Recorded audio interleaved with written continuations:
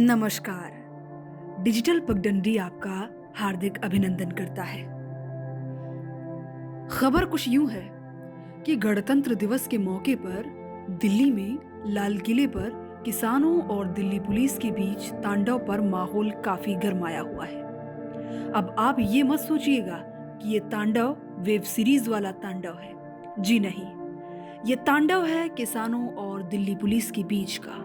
अब इसे दोनों तरफ का तांडव ना कहकर एक तरफा तांडव कह सकते हैं, क्योंकि दिल्ली पुलिस ने तो अपना धीरज खोया ही नहीं, दिल्ली पुलिस ने अपना तांडव दिखाया ही नहीं। सलाम है दिल्ली पुलिस के धीरज को। खैर, किसानों के द्वारा ही किया गया तांडव चाहे एक तरफा ही हो, लेकिन देश की जो बेइज्जती हुई है, देश की मर्यादा का जो खंडन हुआ है, उसे ना तो देश भुला पा रहा है, ना तो किसान बिल विरोध का समर्थन करने वाले लोग ही। अब माहौल गर्म इसलिए है क्योंकि गणतंत्र दिवस के मौके पर तिरंगे की जगह धार्मिक झंडा लहरा दिया गया। तो कुछ देशभक्तों का खून खौल उठा है कि भाई धार्मिक झंडा क्यों लगाया गया। लेकिन यदि यह देशभक्त हैं तो इन्हें धार्मिकता से कोई समस्या होनी ही नहीं चाहिए, क्योंकि धार्मिकता तो धार्मिकता है। धार्मिकता में कोई पक्षपात क्यों? ममता दीदी के स्वागत समारोह में जय श्री राम के नारे लगने पर, ममता दीदी के गुस्सा हो जाने पर इन्हीं धर्म भक्तों का यह कहना कि ममता दीदी को जय श्री राम से समस्या है और ममता दीदी को हिंदू धर्म से समस्या है। अब यहाँ तक कि ममता दीदी की सोच पर भी सवाल उठाए गए कि ममता दीदी का सेंस ऑफ ह्यूमर अच्छा नहीं है। यदि अच्छा होता तो ममता दीदी जय श्री राम के नारों के साथ में खुद भी जय श्री राम के नारे लगाती और लोगों से अपनी प्रशंसा करवा सकती थी। लेकिन ममता दीदी को हिंदू धर्म से समस्या है और जय श्री राम के नारे से समस्या है, इसीलिए वह नाराज होकर चली गई।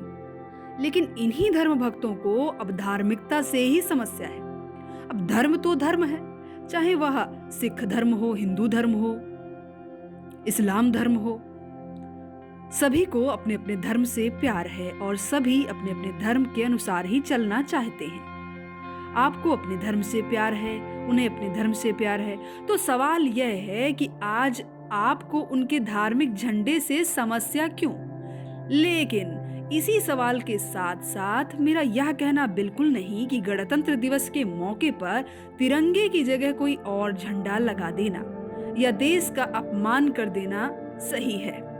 बिल्कुल नहीं। जिन्होंने भी यह झंडा तिरंगे को हटा करके लगाया, मैं उनकी कड़ी निंदा करती हूँ और यह सरासर निंदनीय है और दंड के पात्र है। लेकिन दो तरफा मानसिकता पर सवाल जरूर उठाती हूँ। अब बात कर लेते हैं गणतंत्र दिवस के बाद के तांडव पर। क्या मोदी जी कायर हैं? क्या मोदी जी वाकई डकैत हैं? दरअसल किसानों को इस बात के लिए मोदी जी को डकैत बोलना पड़ रहा है कि किसानों की हत्या और गणतंत्र दिवस के मौके पर किसानों को तांडव के बाद जो जद्दोजहद उठानी पड़ी, उस पर मोदी जी का कुछ भी न बोलना, शहीद हुए किसानों के प्रति मोदी जी का संवेदना व्यक्त न करना, मोदी जी का किसान संशोधन बिल वापस ना लेना। लेकिन किसानों से यह कह दिया गया है कि हम बिल में संशोधन करने को तैयार हैं, वह 1.0 दिन के लिए टालने को भी तैयार हैं, लेकिन किसान मानने को तैयार नहीं है। तो मोदी जी का यह भी कहना है कि किसानों को चारों तरफ से भड़काया जा रहा है, विपक्ष के द्वारा भड़काया जा रहा है, किसानों को मिसलीड किया जा रहा है। यह खुद की किसानों की सोच नहीं है। अब सवाल यहाँ पर यह है कि क्या इतने दिन कोई मिसलीड कर सकता है किसी को? क्या कोई इतने दिन किसानों को भड़का सकता है?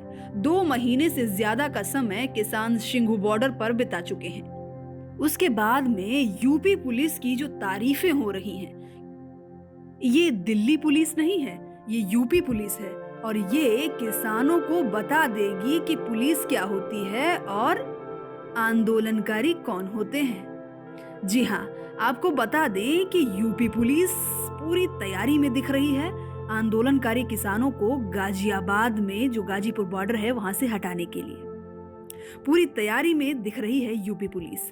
अब वहीं डकैत के रोने से किसानों के प्रति घर में बैठे हुए किसानों की संवेदनाएं जाग उठी हैं और भारी संख्या में किसान डकैत के समर्थन में सिसौली महापंचायत में भाग लेने के लिए पहुंच रहे हैं। अब सवाल यह है कि क्या किसान बिल विरोध वापस लेंगे या सरकार मान जाएगी, या सरकार की भाषा में कहें तो किसानों को अगर भड़काया जा रहा है तो वह भड़काऊ मानसिकता से उभर जाएंगे।